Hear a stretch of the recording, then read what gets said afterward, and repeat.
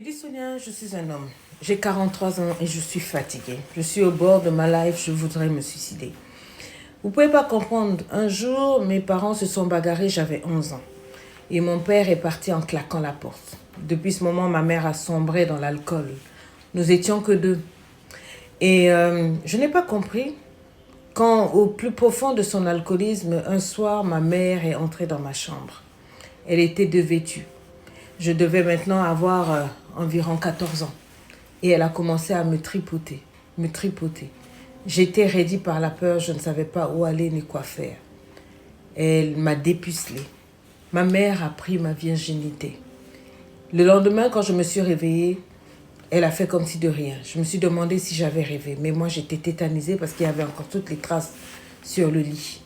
J'étais choquée. Je ne savais pas vers qui aller, à qui parler. Et ce fut là le début de beaucoup d'années. Depuis tout ce temps-là, ma mère est venue s'insinuer, s'insérer dans mon lit, chaque nuit, chaque jour. Je ne peux pas compter. Et ça m'a répugné des femmes. Ça m'a répugné des femmes que je voyais. Je n'avais plus de respect pour les gens et je me suis renfermée. Je savais que c'était quelque chose de mauvais, je ne pouvais pas en parler. Ni tante, ni oncle, pas de mentor, personne. Je me suis renfermée. J'avais juste un meilleur ami qui aurait tout donné pour moi. Et puis, finalement, il m'a présenté une jeune dame, quelques années après. J'avais 28 ans quand je l'ai rencontré. Et il a su comment habilement me conduire à l'amour par rapport à cette dame. Je suis vraiment tombée amoureux d'elle. Et avec elle, la vie a commencé à être plus belle. Ma mère a pourri la vie de cette femme-là, d'une manière où je ne peux même pas vous expliquer ce que ma mère a fait. Elle a fait ce qu'on ne fait pas. Elle a démontré une jalousie, mais répulsive. Mais je me suis accrochée à cette dame et cette dame s'est accrochée à moi. Au point où nous nous sommes mariés, nous avons eu 2 enfants. Mais j'ai des flashbacks de ce qui s'est passé. Et chaque fois, ma mère est toujours autour. Toujours dans ma maison, toujours autour, toujours à harceler ma femme, à me harceler. Elle continue de temps en temps à venir me prendre pour aller coucher avec elle. Je me sens comme liée, comme paralysée, je n'arrive pas à parler. Et dernièrement, il y avait une conversation entre mon meilleur ami qui m'avait présenté à ma femme. On était en train de causer à table et puis on mangeait. Et puis ma femme s'est plainte, elle a dit, mais c'est à croire que tu coucherais avec ta mère parce que la manière dont tu es attachée à ta maman, c'est un peu trop et tout et tout. Je n'ai pas su comment réagir. J'ai cassé les verres qui étaient sur la table. J'ai réagi violemment parce que je me suis sentie comme découverte. Je n'en ai jamais parlé à personne. Et j'ai quitté la table, j'ai quitté la maison et tout et tout. Et mon ami était tellement choqué, il a dit, bah, écoute, moi je suis un peu d'accord avec ta femme parce que ta mère, c'est pas une relation normale qu'elle a avec toi. Elle est excessivement protectrice et toi, tu es toujours, dès qu'il y a quelque chose, tu dis tout à ta mère, tu es collé à ta mère et tout. Oh, je lui ai donné un coup de poing et j'ai quitté la maison. Ça fait 2 jours que j'ai quitté la maison. Et ma femme m'a appelée. Elle était choquée déjà de me voir violent vers mon ami et la réaction et tout et tout. Elle a dit non, il y a quelque chose. Elle m'a dit de rentrer et qu'elle aimerait que l'on parle. Je suis rentrée à la maison, elle m'a fait asseoir.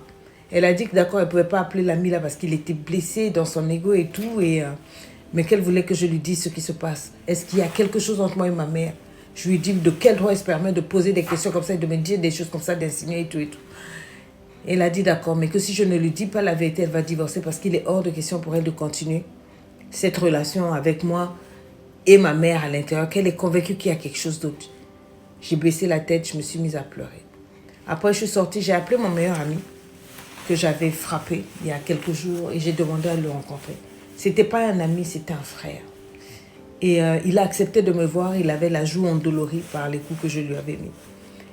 Nous nous sommes assis et il me regardait. J'ai d'abord commencé par lui demander pardon pour les coups et le comportement de la dernière fois. Et il m'a pardonné, mais il m'a dit, je suis là pour toi, as-tu quelque chose à me dire? Parce que cette relation avec ta mère, c'est toxique, c'est un peu trop. Ta mère et toi, c'est un peu trop. Donc, est-ce que tu as quelque chose à dire? Et pour la première fois de ma vie, je me suis ouvert à lui, je lui ai tout dit. Mon meilleur ami était choqué, il est tombé, il a pleuré avec moi. Il m'a serré fort dans les bras. Il m'a dit non, tu es une victime. On parle souvent des femmes, mais on ne parle pas assez des hommes qui vivent ça. Et c'est lui qui m'a raccompagné à la maison. Il m'a fait asseoir devant ma femme et il m'a dit, il faut que tu parles à ta femme. J'ai tout dit à ma femme. Et ma femme s'est levée, elle m'a serré dans ses bras. Elle m'a donné beaucoup de compassion, beaucoup d'empathie, beaucoup d'amour. Et depuis, je ne sais pas trop quoi penser. J'ai refusé de décrocher tous les appels de ma mère et tous les messages. Elle me dit, bon, il faut que je passe parce qu'elle se sent seule et tout. Elle a besoin. Je lui ai dit, non, c'est fini, j'ai tout dit à ma femme et tout. Et ma mère m'a insulté et tout. Elle m'a maudit. Elle a dit qu'elle ne veut plus me voir. Comment je peux l'exposer, que ça c'était notre secret à nous deux. Je me sens bien à moitié. Mais je me dis qu'il faut que je me fasse soigner. Et je me demande, est-ce que je devrais aller à la police parce que j'étais mineure quand ma mère me touchait. Mes amis me disent oui, mon ami me dit oui, il faut que j'aille porter plainte. Parce qu'il ne faudrait pas qu'elle récidive sur d'autres. Peut-être qu'il y a d'autres jeunes autour qu'elle met en danger. Et il faut que je prenne le temps de me soigner. Donc je me suis inscrite pour des coachings, pour un suivi psychanalysé et tout, et tout, et tout.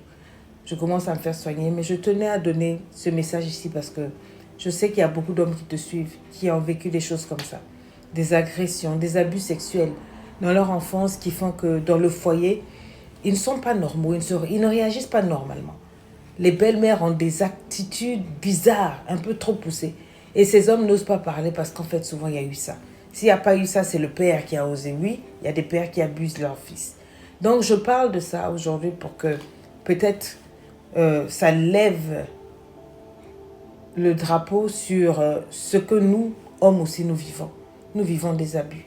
Et souvent, dans la maison, quand vous voyez une belle-mère un peu trop agitée, il y a ce genre d'histoires qui sont cachées derrière.